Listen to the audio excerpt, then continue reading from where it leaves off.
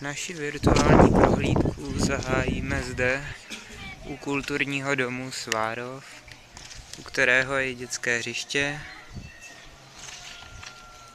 a v kulturním domě je i mateřská škola.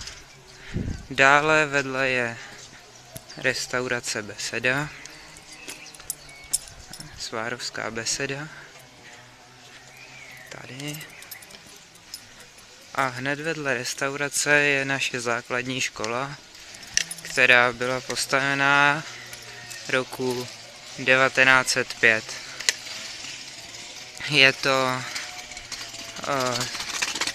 první stupeň základní školy, takže zde můžete chodit od 1. do 5. třídy, ale tato škola se stále rozrůstá.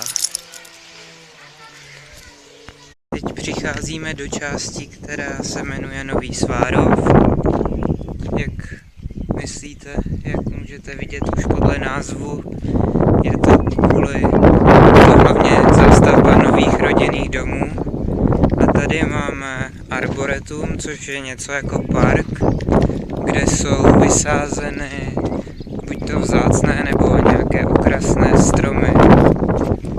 A stará se tady o to obec.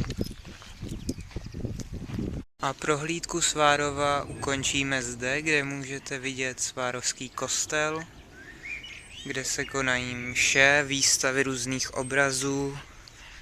Také v kostele je nový zvon od minulého roku.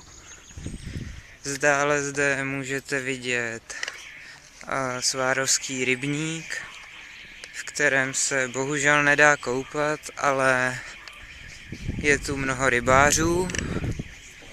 A hned vedle kostela máme potraviny, před kterými většinu dne sedí stálí zákazníci. A tímto bych se s vámi rád rozloučil z prohlídky Svárova.